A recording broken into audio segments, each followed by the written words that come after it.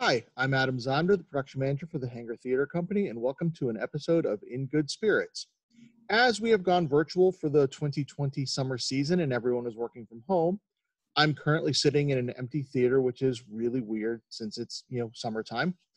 However, between the ongoing pandemic and this being my 25th season with the Hangar, we thought having some conversations with the various designers and technicians with whom I have worked over the years would be fun and in good spirits. I would like to take a moment to give a big thank you to our series sponsor, Meyer Farm Distillers, located in Ovid, New York. Joe and his team produce various award-winning vodkas, gins, and my personal favorite, bourbons. Please check them out at meyerfarmdistillers.com. Today's conversation is with Vicki Wooper, a stage manager. How you doing, Vicki?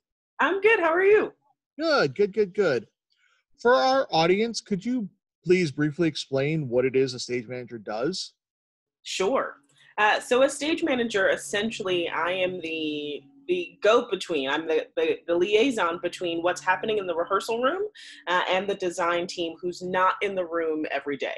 So I am with the production from day one, from first rehearsal, and I am sort of the right hand with the director. I work in tandem with the director. Myself and my stage management staff, we notate all of the staging, where the actors move about on stage. We keep track of props, where they enter on stage, where they exit, who has it, who does it leave with, where is it supposed to be stored. We track all the costume changes, and then I put all of that information into various forms of paperwork and into reports if we have any questions that come up during the rehearsal process, since our design team, lighting design, set, any special effects, costumes, hair and makeup, they're not in the room with us every day. I compile a rehearsal report at the end of the night. So all of our questions go into that report, and I'm sort of the touchstone for them inside the rehearsal room, so we can have those bridging conversations so that as design and build is happening, they stay informed and we can build the show accurately as we go throughout the process. So I like to call myself the cog in the wheel that makes the show happen. Yep. Stage managers are essential to making sure that every aspect of the show is happening cohesively from start to finish. So we're the first ones in and the last ones out usually. But I love it. That's my favorite part of the job. Great. All that communication is super essential. Yeah. So when did you decide that theater was what you wanted to do? I would probably say high school. I started I started working the soundboard in high school. And when I got to college, I was like, all right, I want to be a sound engineer. And then I ran mics for Into the Woods, and I said, never again. No, thank you. Don't want to do that at all. And my mentor at the time was like, no, but I think you're great. You might be a great stage manager. And I had no idea what she was talking about or what a stage manager was. But from there, in undergrad, I spent my time both stage managing and acting, and just sort of fell in love with the art of stage management and using both my artistic brain, and because I'd spent so much time acting, my artistic brain, and understanding how to be one step ahead and helping pre-plan what the director might need or what the actors might need. And it just made sense. It was just something that felt really organic to me to do. And I love live theater. And being part of it in that way was just really exciting for me. So that, I set my mind when I hit college and never looked back. That's great. So we typically will have both a stage manager and one or more assistant stage managers. Mm-hmm. Is there one that you prefer since you've done both many times? It's hard to say. I love being the production stage manager because I love calling the show. So calling the cues of the show is probably one of my favorite things to do. There's such an artistry to that, and calling the show, you as the stage manager sort of become an additional character in the show, making sure that the cues are in the right spot, but there's an art form to doing it and doing it well. And so I love finding that and fine-tuning that over the run of a show and sort of having that leadership role with the actors. But there's nothing better than being backstage and sort of like in the trenches of it all, backstage with everyone, the technicians and the run crew and the actor is sort of making the physical nature of the show happen. And so I like to do both as often as I can. Great. Yeah. So your first season with the Hangar was actually last summer with Into the Woods as the assistant stage manager. Yeah. So how did you find your first experience with the Hangar? It was wonderful. I absolutely love working with you guys.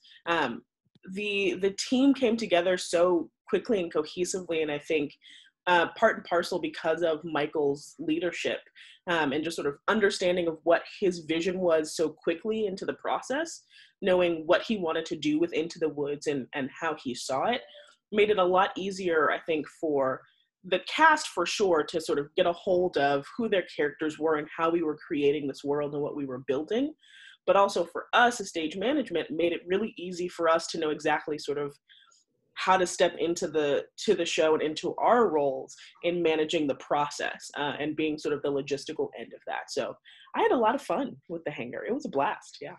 Great. And then this summer, you actually got to stage manage our very first virtual production. Yeah. Obviously that's new for, well, all of us. Right. But how'd you find working virtually? It was new and strange. I'm going to be honest with you. Having only done one previous virtual show prior to this one, which was like fully pre-recorded and we weren't live. It was a new undertaking, but also familiar in so many ways. It was really nice to be able to still have to, send out a rehearsal schedule and do a tech rehearsal. The new components just being Zoom and YouTube.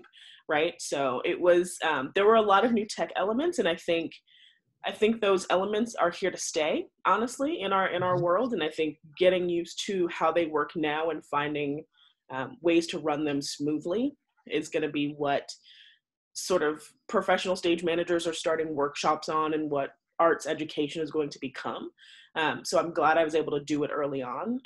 It had its challenges in terms of figuring out like, what are actor entrances and exits? What do those look like now? Because people aren't physically moving onto and off of stage. It's the stage manager now turning someone's camera and microphone on and off, right? So making those adjustments, but still using familiar vernacular in terms of what we do in theater was helpful because it felt familiar in some ways while trying to learn something new. So I had a lot of fun. That's great. And, we're still learning all about it, especially since, platforms like Zoom keep adjusting what they are offering. So we have to sort of refigure a little bit every once in a while. So you've been working in academia for the last few years. Why did you make that choice to go into education? It sort of fell in my lap. I've always wanted to, at some point, move into teaching. I've always been big on mentorship and in integrating that as part of my sort of role as a stage manager, which is not required of us in any way, shape, or form. Mm-hmm. But I just sort of always find myself and fully believing in, once I learn something to teach it to someone else. Because at some point I'm going to leave this industry and I want to make sure that the next generation of stage managers is prepared. And so I was doing that anyway, and I wanted to eventually go into academia in some capacity. And so 2 years ago, I got the opportunity to teach at the University of Miami, and I jumped at it. And so I was a lecturer in Miami for 2 years, and this fall I'll be starting as the assistant professor of instruction and stage management at Columbia College Chicago. So I'm excited for this new challenge. There's bigger productions and a lot more stage management students. So I'm excited to see what we undertake this fall.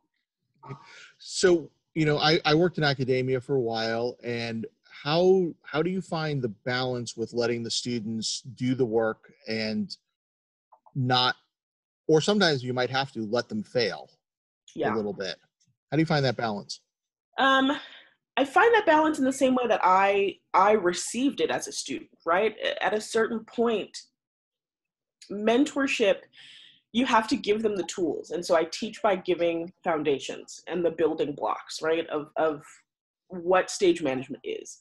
And teaching them those skills in the room, going into their rehearsals or their texts, and sort of watching and being there to give them notes. But at some point, I have to step back and make sure that they've taken that information in and can actually do it themselves. And sometimes they can't. And sometimes, you have to let them hit that bump or, not achieve in order to learn a lesson. And it's not always easy because I'm a mama bird. And so I always want to just swoop in and save the day for them. But there has to be a fine balance. No, I'm not going to ever let a student catastrophically fail and endanger other students or, endanger a production as a whole. But there are small lessons, I think, along the way that it's like, okay, I've given you the tools to solve this. Let's see if you can do it without my assistance. So I think there is a balance, and you have to, as an educator, I think, know where the lesson lies versus where potential harm or danger could be if you let a student, fail too hard, because there has to be a safety net, right? I mean, academics is a safe place to sort of learn and fail, but there has to be that safety built into it. Most definitely there does, because you're also obviously balancing the individual student, but there's also all of the other people involved in the show. Exactly. Whether it's the actors or the other technicians that they're also learning right throughout all of this. Right. So as a stage manager, do you have a preference for one of the more like smaller drama talkie shows or one of the larger musicals that have a lot of moving parts? I am definitely a musicals person. I hadn't done a musical in quite some time, and then last fall, I PSM'd a big musical. We did The Mystery of Edwin Drood at the University of Miami, and I was the PSM for that. And that musical in and of itself, there's so much happening, especially because the audience gets to choose the ending. Yep. So that was a blast. I love big musicals, but I think stage managers have to have the experience of both, and understanding the different needs of both processes is important, because I will always jump at the opportunity to do a small intimate show. I think there's something so special about those, but if I'm feeling up for a challenge, I will always gravitate towards a musical. But my personal wheelhouse is Shakespeare. Like I was known as the Shakespeare stage manager in grad school. So that's fantastic. So is the answer you just gave the same if you were the ASM on it? If I were the ASM on it, I think 100% musicals. Yeah. Because of all the moving parts? Yeah, absolutely. Yeah. So once the show has opened and started running and you're sort of in a groove and a rhythm with what is happening, what are some of the ways that you use to sort of keep it fresh for yourself and not get too tunnel vision? Yeah. Some of the things that I like to do is I make sure that I'm checking in with my assistants every day. That's sort of just the big thing to keep me grounded, is to make sure that I'm not just so focused on my to-do list that I'm not checking in with other people. And so making sure that we're together as a team cohesively. Sometimes I like to switch up the way I even take my notes. That keeps me fresh, even just like switching notepads or using a different pen or switching to an iPad. Like little changes like that suddenly pique your attention span a little bit, and you have to focus a little bit harder, especially if you're on a long running show. And the longest running show I've ever done was 4 months. And so you do get a little boggy after a while, and you have to find new ways to keep it fresh. And on that show, for instance, one of the things we would do is What was the show? It was Shadowlands off Broadway in New York City. And we would do, on our call board every week, we would have these like puzzles that you would have to solve. So that was the thing that kept everyone intrigued during the performance. It's like, oh, what is the answer to this trivia question? Because we all wanted the prize. So that was a fun way to keep our brains sort of active focused on, yes, the show, but also just like the engine going on something exciting on the other end of it as well. But just making those small changes and keeping my eye open, because, once the director leaves, which most folks don't know after opening night, the director goes away and the stage manager, if you're the production stage manager, you have to give acting notes. You have to make sure that the actors are still doing the show as directed. That, I think, for me, when I'm a PSM, is the biggest thing that really keeps me on my toes from night to night. Because if you've got an understudy on or a swing in the chorus, you have to just be hyper focused on what's happening on stage to give those notes, especially if they're going to be in for a while, to make sure that you can take those back to understudy rehearsal or note session to make sure that the next performance is cleaner and crisper before you put it in front of an audience. So on Shadowlands, since you said it ran for 4 months, how often did you have, any sort of brush up rehearsal or understudy rehearsal? After we got out of previews, we had, I think, 2 weeks of previews. We had, I want to say, 2 weeks of understudy rehearsal. 2 solid weeks of understudy rehearsal, and only had to put on an understudy once. So that was great. But we didn't, and then we had the occasional brush up rehearsal every couple of weeks after that point. But we had our understudies solidly for 2 weeks, and then every couple of weeks we would do just a big old brush up rehearsal with everybody. And then we had a lot of swings or covers rather backstage. That, I think, was for us the biggest consistent change. It wasn't necessarily the actors on stage. We had a lot of subs on deck. And so trying to make sure that there was enough time for them to get the run sheet, shadow a track, learn the show as quickly as possible in a very, very tight space. We were in theater row, and those theater spaces are this big, and there's no backstage. And Shadowlands had a lot of moving parts, and so that was tricky for us backstage. What was the typical amount of time to train a new person to cover one of the run crew positions? If we were lucky, 2 nights, but really a night. They have a night to learn the track, and then they were on the next night. Wow. Yeah. And I'm assuming that's because some of the crew had, other commitments, not just not just like with actors where occasionally they might get sick. This was sort of a planned thing. Yeah, one or two of the times it was a planned thing. Sometimes it was, oh no, I woke up with food poisoning. Yes. Right. So, and luckily it worked out that the subs that we had, we all knew each other, and we were all stage managers together living in the city. So it was like, hi, I need you. Are you still in Midtown? Great.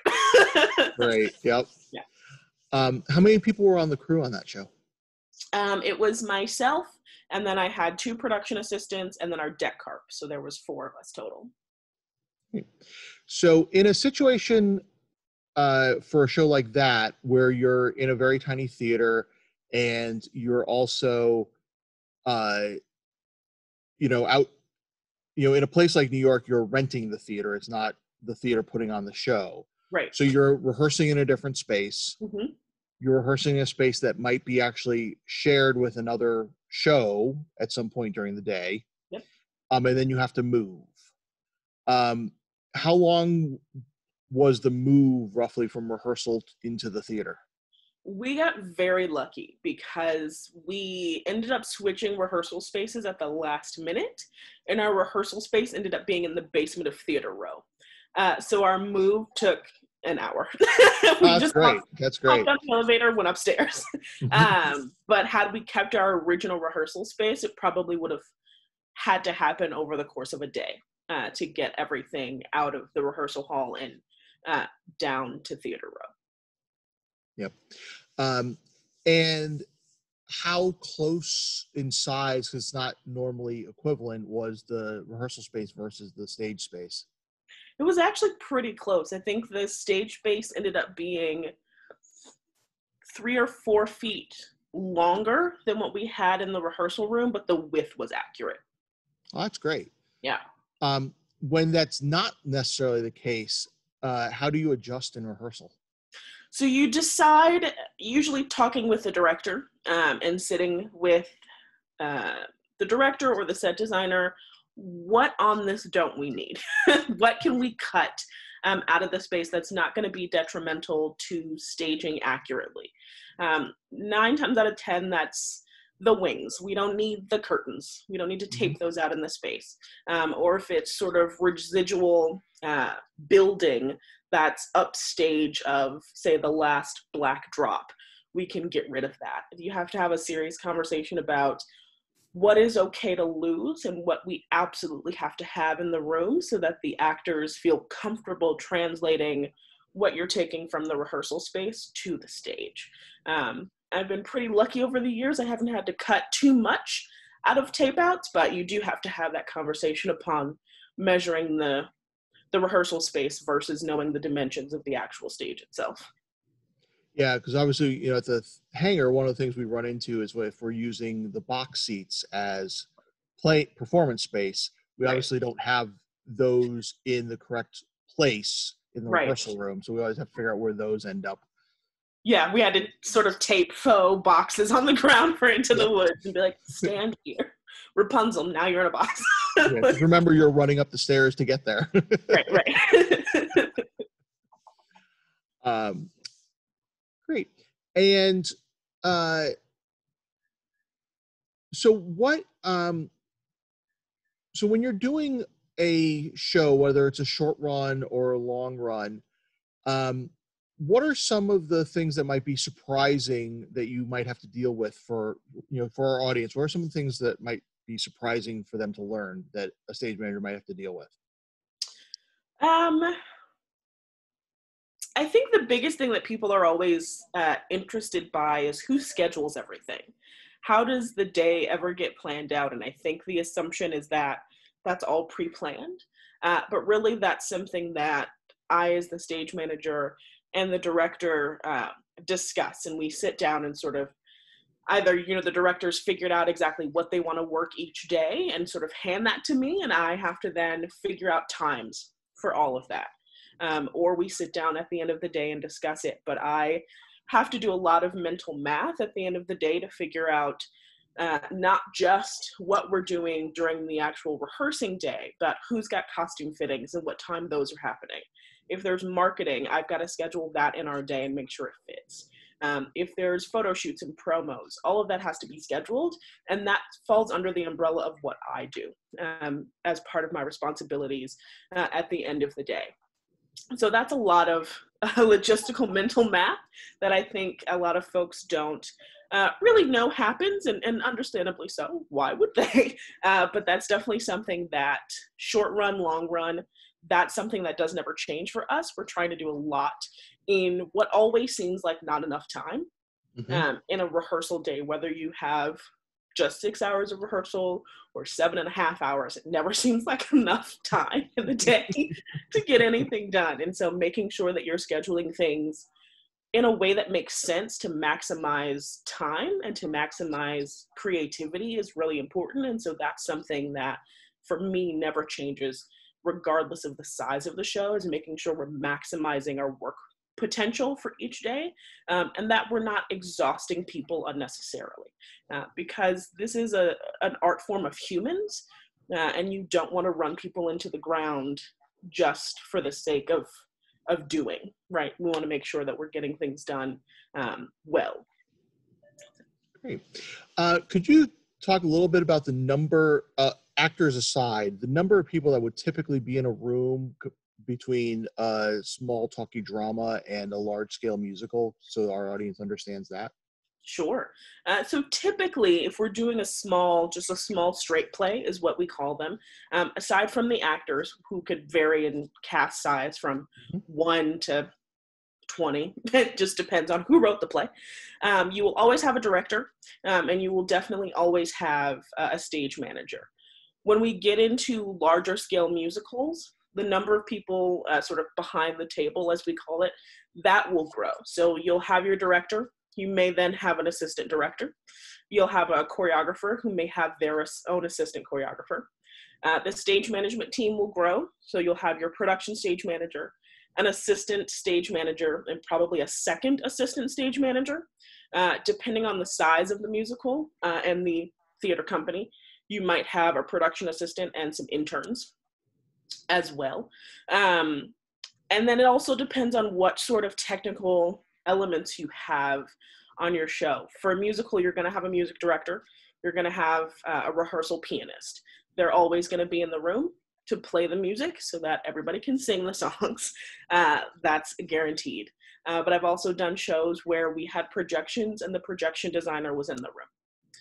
I've also done shows where half of the show was in German, and we had a dramaturg in the room who spoke fluent German. And so he was there to help be on book for words that were in German so that I didn't have to try to learn German. Probably a good call. Helpful, but I took on the task. I learned a little bit of German just because I was intrigued. So it depends on the needs of the show, but on a bigger musical, you're definitely going to have a director and an AD, a choreographer and probably an assistant, the music director, the rehearsal pianist, your production stage manager, 1 to 2 assistants for sure. Wow, that's a lot of people in those rooms. And then also on the musical, we'll typically have more than one room in which to rehearse. Right, exactly. So making sure everything's going well in all of those, in any additional rooms and spaces, is also part of stage management. Correct. And so I usually split up my team, which is why, again, it's helpful to have more than one assistant on a large-scale musical, because you'll have what we call our staging room, where all of the blocking is happening if we're just working on the standard scenes that happen in a musical. And then you'll have the music room, where we can send folks away just to sing and work on music while we're working on staging and scenes and such. And so to be able to split the stage management team and have an assistant go run that other room while you stay with the actors and the director, very helpful. So based on the pandemic that we're currently experiencing, where do you think theater is going to be heading when we can actually, have people back next to each other in a theater? Yeah, I think we're gonna kiss the stages a little bit. I know I will be so just over the moon when we can commune again together in space, and to be able to present theater live again in person. Understanding the safety precautions that we need to uphold, of course. But one of the things that I don't see going away is this new digital medium of Zoom and live streaming. And I think we've now understood just how inaccessible theater has been, and how now having the ability to live stream and send it out to the masses in a new way will give theater to a lot more people who aren't able to access it, which I think is fantastic. And I think it's something that the industry as a whole has been trying to figure out how to do for many, many years, given that the prices, especially if you're in New York City, the prices for Broadway theater are through the roof. And many people who work in the industry are having a hard time just going to see their colleagues do beautiful work.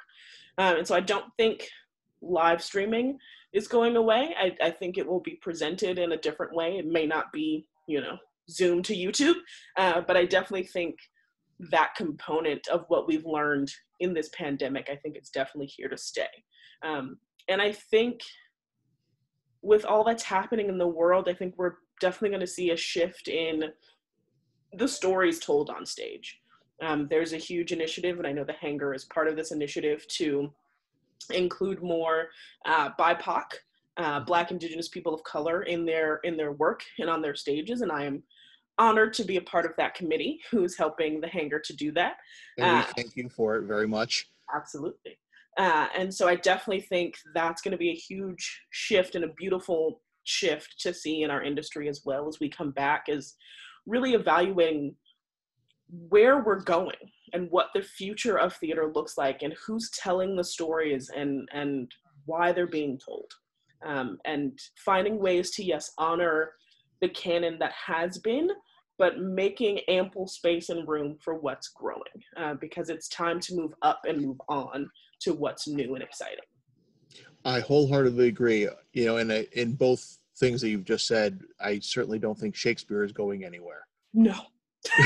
And I personally, I'm okay with that. Right, exactly. but certainly, bringing in some of the more recent stories that people are writing is also of great importance. Absolutely. So, you did mention the live streaming that'll definitely be coming out of the pandemic issues that we're dealing with right now, and that's not going to go anywhere.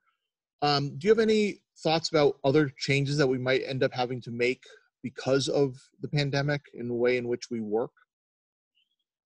Because obviously we're all in close proximity to each other and everything else. Definitely. I think it's, especially as someone who works in close quarters, like tech booths are not big. No. And, there is still an air of caution, I think, that everyone has about being very close to each other. And I think it's going to take a lot of personal comfort, I think, for people to get to a place where they're okay being in close proximity again. And so I think definitely as theaters are opening, we have to still take into account the social distance. And how do we do that in a way that still allows us to be productive and artistic, which is difficult backstage because I can't be 6 feet away from you if we have to move this thing, right? And so, again, I think we have to be really smart about how and when and what, because I think a lot of people are not in a place, and myself, and I will just only speak for myself since I can't speak for anyone else, as someone who, takes their personal health very seriously. Mm-hmm. I, for one, am not really in a place where I want to be in close proximity to a lot of people right now, and I'm okay with that. So I won't necessarily be returning to a cramped theater anytime soon.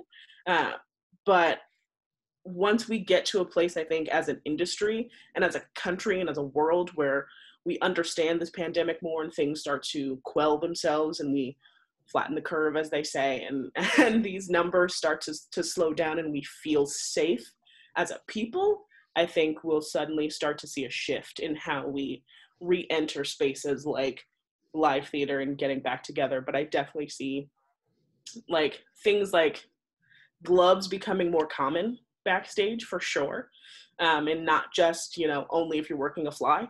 I definitely see stage managers always have wet wipes and hand sanitizer on our tables at all times anyway, so I just see more of that being around, just being more conscious of health and safety. I think is definitely going to be a big thing that happens in theaters, and I would hope in large sort of event style venues, as a response to this.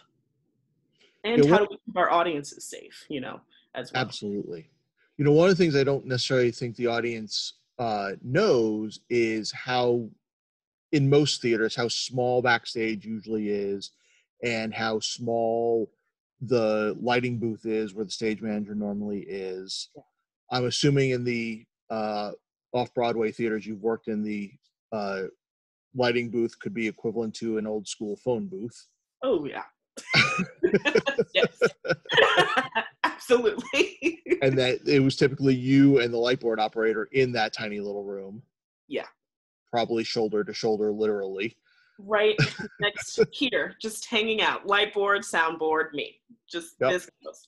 I think the most luxurious booth I've ever worked in, and I will shout them out, is the newly renovated Redhouse Arts in Syracuse. Mm-hmm. That tech booth is massive, and no one has to be anywhere near each other, and there's room for a couch and a hangout area. It's wow. Beautiful. And there's a bathroom up there just for the board ops, or the stage manager and the board ops, so we don't have to go downstairs. It's beautiful. That's fantastic. What a novel concept. I know. And dressing rooms tend to be also quite small as well, typically. Not all the time, but typically they tend to be quite small. And you've got actors, in very tight proximity to each other in very small spaces. Correct. And I think you're absolutely right about the comfort level that everyone has to get, be willing to experience again. Right. And I, especially, again, if we're doing a small three-hander straight play, where every person can have their own dressing room. That's a little bit different than if we're trying to do a large choral musical where we have to put 8 people in a dressing room together, right? So that is where things, I think we definitely have to wait until there's this a comfort level, until we try to do things of that size and putting that many people in a dressing room, because not all theaters are equipped with enough dressing room space for everyone to have their own, of course, and choral dressing rooms are just always crammed full of people, and they're beautifully fun spaces, but in the aftermath of a pandemic like this, I think we have to think a lot more carefully about how we put people at dressing stations and dressing rooms, what those look like, how we then go through and sanitize at the end of a show or before everyone gets in at the top of day, things like that. Great. Well, thank you very much today, Vicki. I'd like to take a moment once again to thank our sponsor, Meyer Farm Distillers. Vicki, it's been a pleasure. Thank you so much, Adam. This was great.